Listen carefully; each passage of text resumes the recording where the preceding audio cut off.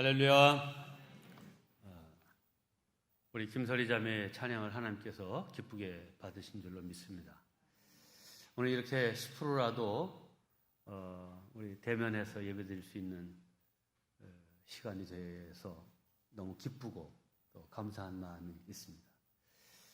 영상으로 예배드리신 분들도 더 많지만 있는 처소마다 하나님께서 함께 해주셔서 하나님의 은혜의 밝은 빛이 심령 속에, 가정 속에 충만하게 임하시기를 주님의 이름으로 축복합니다.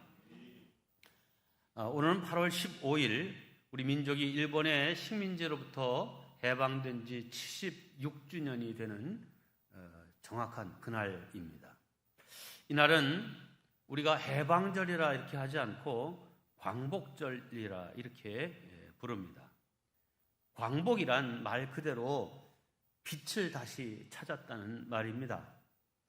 빛을 잃고 흑암 가운데 고생하던 식민지 생활을 끝내고 다시 빛의 세계, 희망의 세계로 들어서게 되었다는 그런 뜻이죠. 하나님이 천지를 창조하실 때도 온 세상은 캄캄하고 무질서하고 공허와 혼돈 가운데 있었습니다. 그런데 하나님께서 창조의 첫날 빛이 있으라 하심에 모든 것들이 아름다워지고 질서 있게 되고 빛나게 되었습니다. 하지만 인간이 범죄함으로 말미암아 에덴 동산에서 쫓겨났고 또 땅은 기운을 잃어 수고하여야 소산을 내고 가시와 엉겅퀴로 덮인 세상이 되고 말았습니다. 우리 개인도 마찬가지고 가정도 나라도 참된 빛이신 예수 그리스도가 들어오셔야 그 심령도 가정도 나라도 무질서와 어두움이 물러가게 됨을 저는 확신합니다. 특별히 오늘 광복절에 하나님께서 우리 나라와 민족을 사랑하셔서 이제 하나님의 빛이 우리 민족 가운데 비쳐서 진정한 또 완전한 광복인 새하늘과 새 땅이 열릴 남북의 평화적인 통일이 속히 우리 민족 가운데 이루어지기를 주님의 이름으로 축원합니다. 오늘 본문은 주전 700년경 이사야 선지자가 바빌론으로 포로되어 간 이스라엘 백성들에게 하나님께서 우리를 다시 구원하시고 예루살렘으로 회복시켜 주시고 새 세계를, 새 역사를 이루어 가실 것을 선포한 예언의 말씀입니다. 오늘 이 말씀을 가지고 새 하늘과 새 땅을 바라며 라는 제목으로 말씀을 나누겠습니다. 자, 그러면 우리가 기대하고 소망하는 새 하늘과 새 땅은 어떤 곳입니까?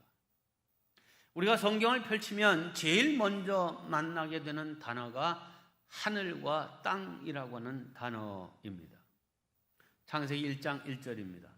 태초에 하나님이 천지 곧 하늘과 땅을 창조하시니라.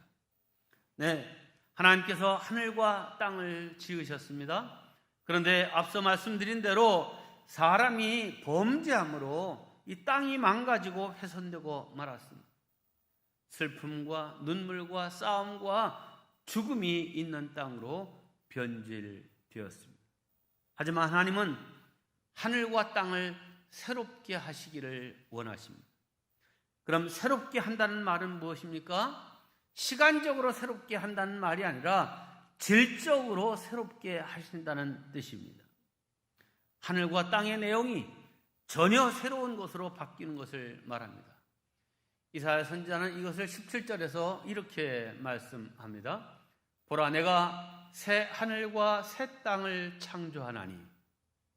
이 말은 이전 것, 옛 창조, 우리가 살고 있는 지금 이 현실 세계, 이것은 기억되거나 마음에 생각나지 아니할 것이라 했습니다.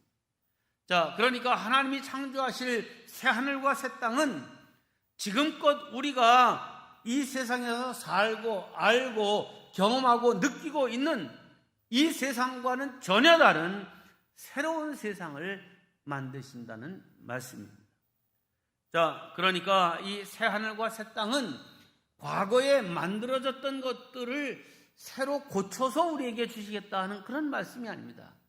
즉 에덴 동산을 고쳐서 우리에게 주시겠다 그게 아니고 마지막 때에 하나님께서 완전한 새 하늘과 새 땅 천국을 완성하시겠다는 말씀입니다. 그래서 사도 요한은 요한계시록 21장에서 새 하늘과 새 땅을 이렇게 말합니다. 또 내가 새 하늘과 새 땅을 보니 처음 하늘과 처음 땅이 없어졌고, 우리가 살고 있는 지금 이 하늘, 이 세계, 이것은 없어지고 전혀 새로운 세상이 열릴 것입니다.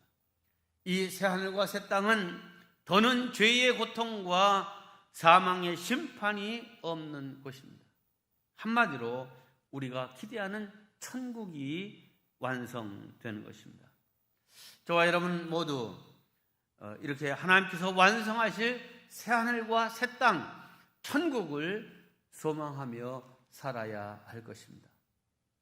성도 여러분, 이 새하늘과 새 땅 천국은 믿음과 함께 소망이 있어야 들어갈 수 있는 곳입니다. 사실 믿음과 소망이 있어야 이 땅에서 신앙생활 할 때도 활력을 가질 수 있고 어려움이 있어도 견뎌낼 수 있습니다. 미래에 대한 믿음과 소망은 오늘의 삶이 힘들고 어려워도 견디고 이겨낼 수 있는 힘의 원천이 되는 것입니다. 그런 면에서 저는 잠시 우리 교회 권순녀 권사님의 인생 스토리를 여러분과 나누고자 합니다. 권순녀 권사님을 잘 아시는 분도 계실 테고 잘 모르시는 분들도 계실 텐데 아마 이따가 예배 끝나고 밑에 로비에 가시면 얼굴을 뵐 수 있지 않을까 이렇게 생각됩니다. 이 권순녀 권사님은 37살 됐을 때 남편이 위암 3기 판정을 받고 7개월 만에 세상을 떠났습니다. 이렇게 갑작스럽고 뜻하지 않게 혼자 된 권사님은 두 딸과 막내 아들, 이 3남매에게 어떻게 하면 부끄럽지 않는 엄마로 살 수 있을까? 이 생각을 하며 억척스럽게 살아오셨습니다. 지금까지 그야말로 안 해본 일 없이 살아온 분입니다. 지난 28년간 무려 32가지의 직업을 가지고 살았다고 하십니다. 이 권사님은 사실 초등학교밖에 졸업하지 못한 분이지만 늘 긍정적이고 적극적인 믿음을 가지고 열정적으로 살아오신 분입니다. 그런 열정과 미래에 대한 소망으로 52살 때에 중학교 검정고시를 패스했고 다시 60세에 고등학교 검정고시에 도전해서 63세에 합격했습니다. 그리고 65세에는 대학을 가려고 준비하던 중에 한국 책쓰기 1인 창업 코칭협회의 대표를 만나게 되면서 책쓰기에 도전을 하게 되었습니다. 말씀드렸듯이 권사님은 많은 직업을 거쳤지만 특히 지난 13년간 요양보호사로 일하면서 마주하게 된 죽음의 순간들을 이제 자기의 체험적인 내용으로 글로 좀 써봐야 되겠다 이렇게 마음을 먹었습니다. 마침내 지난달에 바로 이 책 요양보호사가 깨달은 후회 없이 죽음을 맞이하는 법이란 이 책을 출간케 되었습니다. 어제 제가 우편으로 이 책을 받고 잠시 어떤 책인가 그냥 둘러만 보려고 이렇게 했는데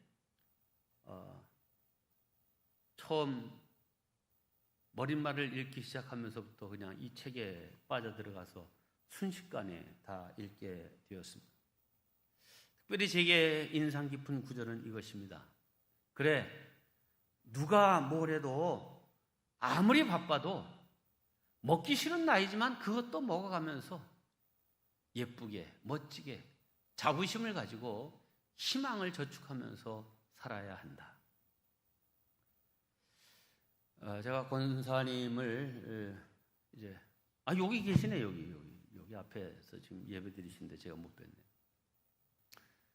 벌써 20년 넘게 배운 분이기 때문에 잘 알기 때문에 이 책 마지막 장을 덮는 때에는 제 눈가에 눈물이 촉촉히 맺혔습니다.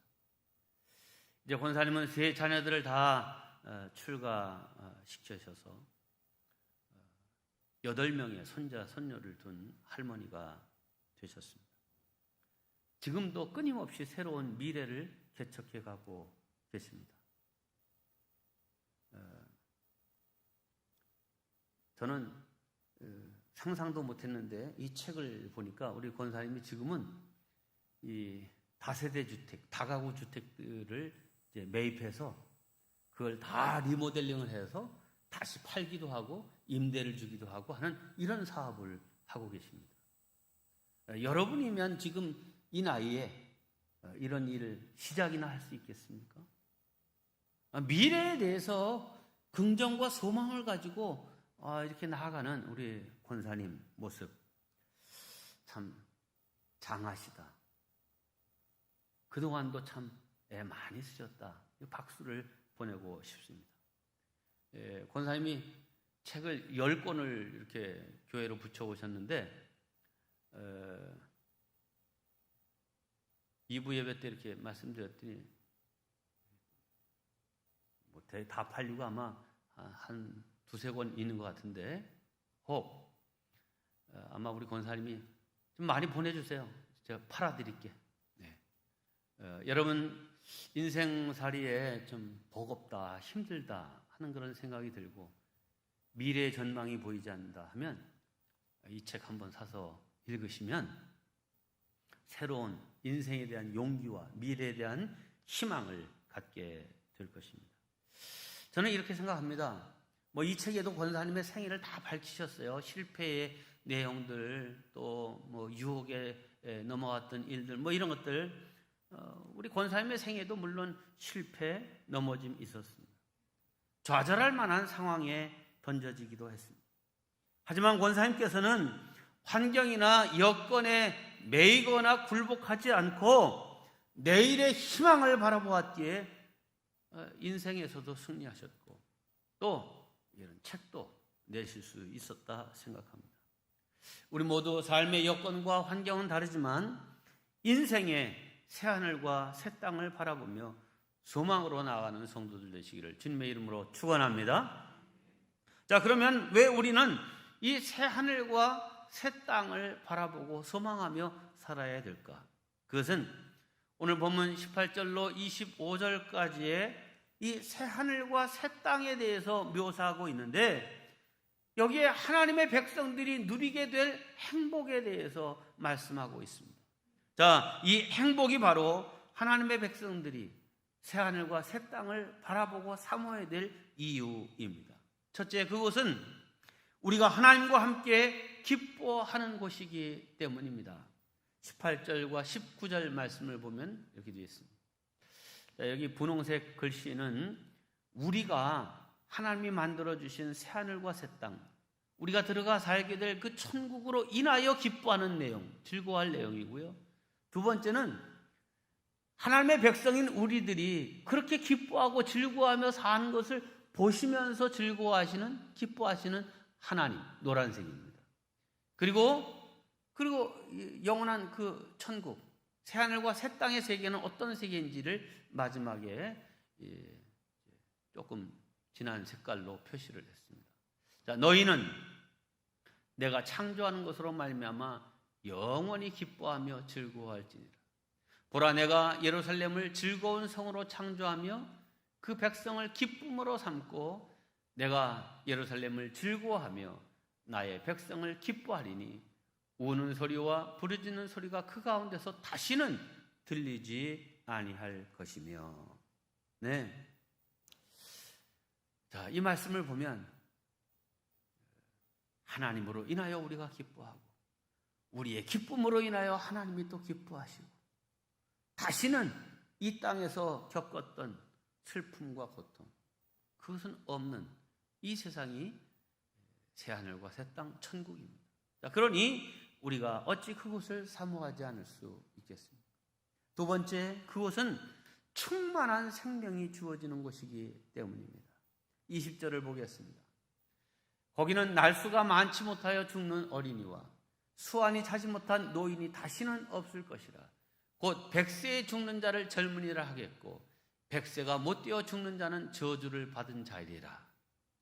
여러분, 이 말씀을 여러분이 잘 이해하셔야 되는데, 그러면 천국은 보니까 100세에 죽는 자를 젊은이라 한다고 하면 한 200살, 300살 정도 사는 곳이 천국인가? 이렇게 이해하시면 안 됩니다.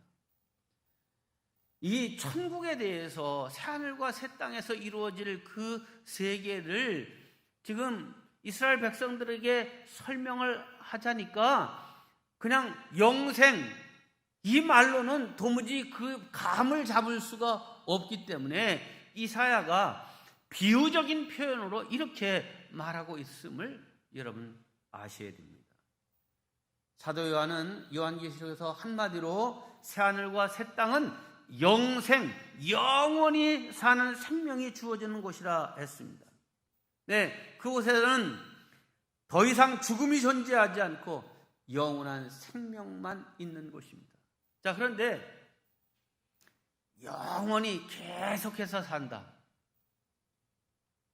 아마 고통과 아픔이 있는 이 땅에서 살아가는 생명으로 영원히 산다면 그것은 고문이고 그것은 참으로 힘든 일일 것입니다. 그런데 행복과 기쁨, 보람과 즐거움으로 가득 찬 영원한 생명, 그것이 천국에서 주어지는 은혜입니다. 자, 그러니 우리가 그 세계를 어찌 소망하지 않을 수 있겠습니까? 세 번째, 그것은 수고에 대한 정당한 대가를 누리며 재난을 당하지 않는 곳이기 때문입니다. 21절과 22절을 봅니다.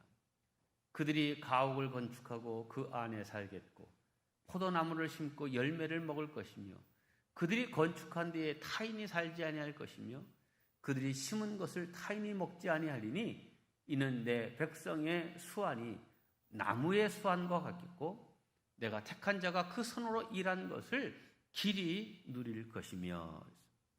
네, 이 역시 비유적인 표현이라는 것을 여러분 전제로 이해하시기를 바랍니다. 말하자면 하나님의 나라에 가가지고 우리가 살 집을 우리가 지어서 살고 딱 그런 표현은 아닙니다.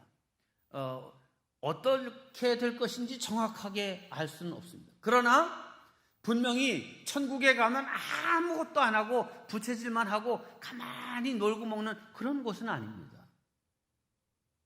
여러분, 일하는 것, 어떤 일을 한다는 것은 범죄한 이후에 수고와 애씀이 되었지만, 여러분 지금 우리가 이 땅에 살면서도 일을 통하여 보람과 성취와 기쁨, 즐거움을 누리지 않습니까? 그런데 수고했는데도 그 열매를 얻지 못합니다. 재난이 닥쳐서 그 수고한 것이 그냥 다 없어집니다. 이러면 참 허무하고 참 힘든 것이죠. 그런데 천국은 땀 흘린 대가를 정당히 받고 수고는 내가 했는데 그 열매는 엉뚱한 사람이 가져가는 이런 부조리한 현상 같은 것은 없는, 수고의 대가를 정의롭게 받을 수 있는 곳, 그것이 새하늘과 새 땅이라는 것입니다. 자, 23절 또 보겠습니다. 그들의 수고가 헛되지 않겠고 그들의 생산한 것이 재난을 당하지 아니하리니 그들은 여호와의 복된 자의 자손이요 그들의 후손도 그들과 같을 것입니다. 자, 이 앞에 두 절의 말을 다시 반복해서 요약한 말씀이기도 하지만 저는 여기 그들이 생산한 것이 재난을 당하지 아니하리니 하는 말에 제 눈이 멈췄습니다. 특별히 오늘 이 시대에 얼마나 많은 재난이 지구촌 곳곳에 닥치고 있습니까? 코로나19뿐만 아니라 대형 산불과 홍수, 끊임없는 자연재해로 사람들이 고통하고 있습니다. 수고하고 애써 가꾼 평생의 자기 집이 순식간에 불로 타버리고요.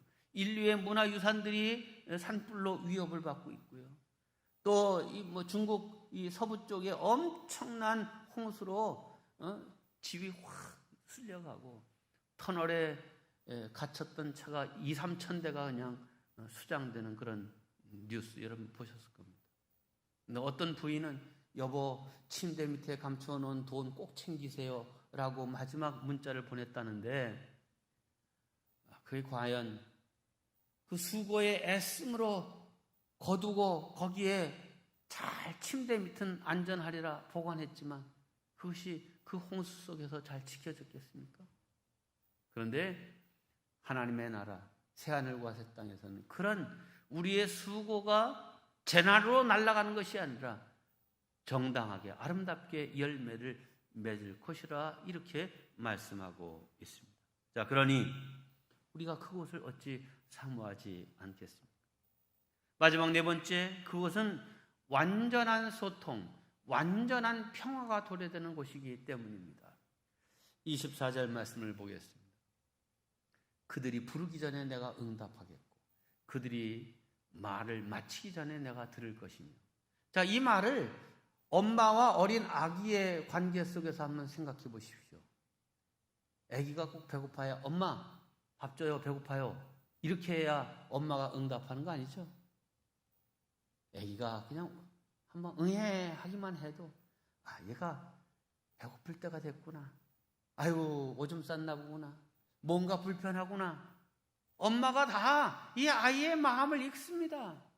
하나님이 우리의 마음을 읽고 또 우리의 필요를 채워주시고 우리 또한 그 엄마의 돌봄 속에서 엄마에게 환한 미소로 이제 응답하면 엄마는 그 아이의 웃음 짓는 환한 미소 하나로도 충분히 행복하고 모든 것을 보상받는 이 아름다운 관계, 이것이 하나님의 나라의 모습이다 하는 거죠. 자, 25절 보겠습니다. 이리와 어린 양이 함께 먹을 것이며 사자가 소처럼 즙을 먹을 것이며 뱀은 흙을 양식으로 삼을 것이니 나의 성산에서는 해함도 없겠고 상함도 없으리라. 여호와께서 말씀하시니라. 우리 익숙한 말씀이죠. 네, 새하늘과 새 땅에서는 거기에 서로 해하고 상처 입히고 하는 그런 관계가 아니죠. 사람과 사람 사이에, 사람과 자연 사이에, 동물과 동물 사이에도 서로 조화롭고 아름답게 살아가는 평화가 있는 곳. 그래서 그곳에는 고통도 질병도 늙음도 이별도 눈물도 없는 영원한 행복만 있는 곳입니다.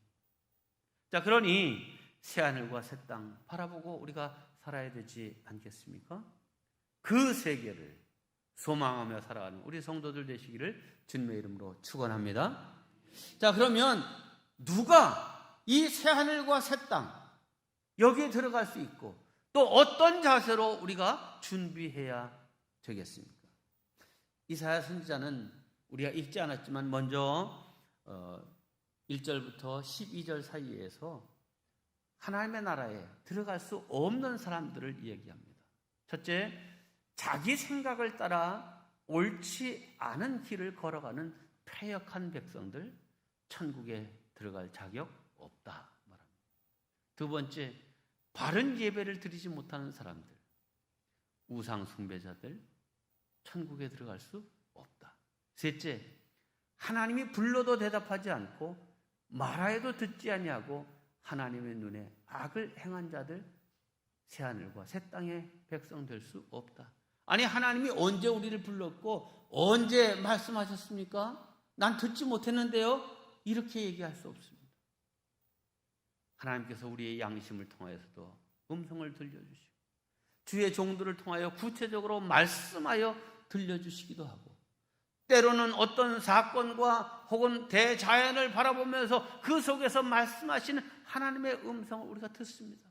그때 우리가 어떻게 해야 되겠구나라고 하는 마음의 감동이 있지만 거기에 대해서 응답하지 않은 자들, 하나님의 나라에 들어갈 수 없다 하는 것입니다.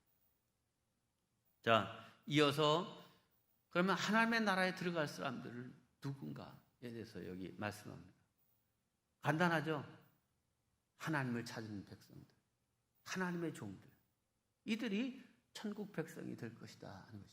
자, 우리는 오히려 하나님의 나라에 들어가지 못할 사람들을 통하여서 교훈을 얻어야 될 것입니다. 우리는 내 뜻을 따라 살아가는 인생이 아니라 하나님의 뜻을 바라고 진실하게 사는 성도들이 되어야 될 줄로 믿습니다. 또 바른 예배자들이 되어야 합니다. 내 삶의 우상이 된 것들을 제거하여 버리고 온전한 예배자로서 살아야 됩니다. 세 번째, 하나님의 뜻과 음성에 예민하게 반응하여 하나님 기뻐하실 일을 찾아서 행하는 우리가 되십시다. 자, 그렇게 사는 것이 당장은 힘들고 어려워도 그 길이 곧 생명의 길이요 구원의 길임을 믿으시기 바랍니다. 이제 한 가지 말씀을 드리고 오늘 설교를 정리하고자 합니다. 세계 2차 대전이 끝나고 나서 이 역사 청산 작업을 위해서 전범자들을 가려내는 전범 재판소가 나치의 전당대회가 늘 열렸던 독일의 뉘른베르크에 설치되었습니다.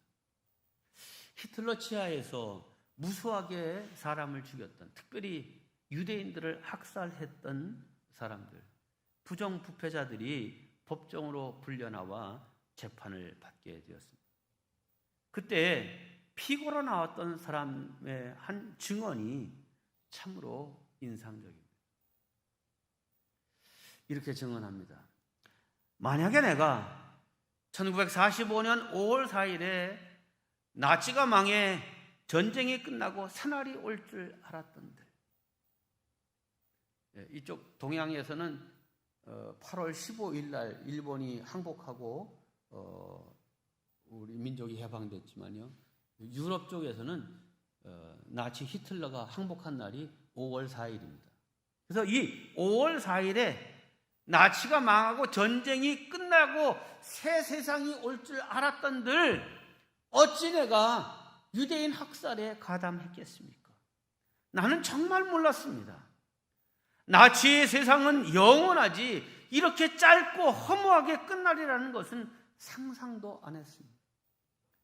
종말이 올 줄 알았던들 누가 그 비극적인 일에 가담했겠습니까? 그날은 나도 몰랐고 나와 함께 그 끔찍한 일을 벌였던 동료들도 다 몰랐습니다. 이 나치 전범의 증언을 우리나라의 역사에 적용해 보면 이렇습니다. 1910년부터 1945년까지 우리도 일본 식민 치하에서 무수한 고난을 겪었습니다. 그런데 그 고난이 점점 심해지자 우리 선조들 가운데도 민족을 배반하고 친일파가 되어서 일본의 앞잡이 노릇을 한 사람들이 참 많습니다. 특별히 해방이 가까워오는 1930년대 말부터 40년대 초까지 아주 가장 극심한 탄압과 이게 있었죠. 그래서 이때 이제 그동안 꿋꿋하게 지켜왔던 사람들이 돌이켜 신사참배를 하고 창시개명을 하고 또 친일파가 되어서 일제의 주구가 되기도 했습니다. 자, 지금 돌이켜 생각해 봅니다. 만약에 1945년 8월 15일 날 일본이 항복하리라는 것을 이들이 미리 알았더라면 그렇게 친일파가 많이 나올 수 있었겠습니까? 그렇게 많은 사람들이 신사참배를 했겠습니까? 아무리 어려워도 잠시만 기다려라. 이제 8월 15일만 되면 너희들은 이제 패배하고 항복하고 새 세상이 열린다. 이 사실을 확실히 알고 믿었다라고 하면 절대로 신사참배, 일제의 앞잡이 노릇 하지 않았겠죠. 자, 이제 마지막으로 새 하늘과 새 땅이 열릴 예수님의 재림의 날 우리는 어떤 사람이 될 것인가 하는 것입니다. 그저 노아 홍수 시대의 사람들처럼 소돔과 고모라 사람들처럼 아니 심판은 무슨 심판, 이렇게 하늘이 파랗고 청청한 하늘인데 배를 만들어도 저 바닷가에 만드는 게 아니라 저 산 꼭대기에 무슨 배를 만들어 놓고 정신이 이상돼도 보통 이상이 아니지. 소돔 고모라의 롯의 사위들을 향해서 내일이면 하나님께서 유황불로 이 성을 진멸하실 거라는 경고를 했지만 그들은 그 말을 농담으로 여겼더라 그랬어요.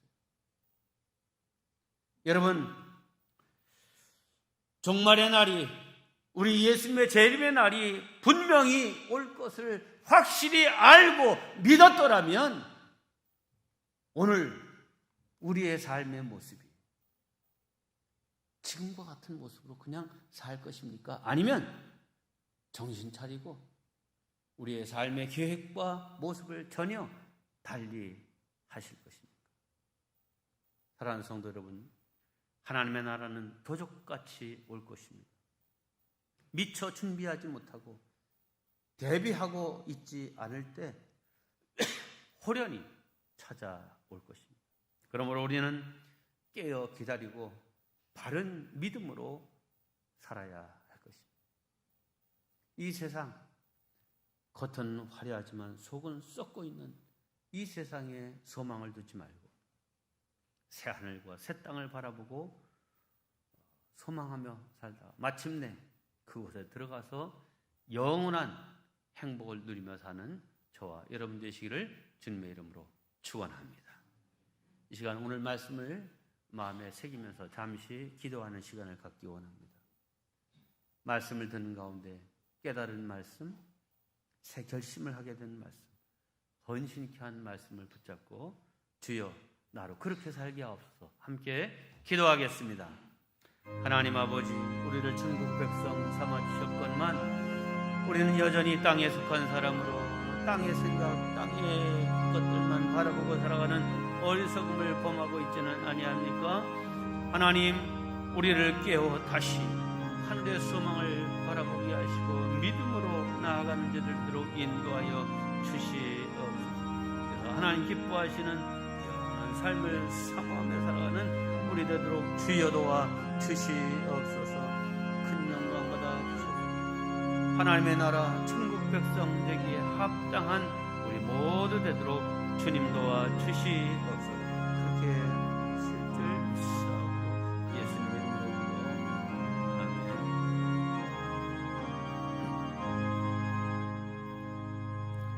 사랑의 주님, 우리로 이 세상과 이 땅의 사람으로 머물지 않고 하나님이 완성하실 새하늘과 새 땅, 천국을 소망하며 사는 성도들이 되게 하여 주시옵소서.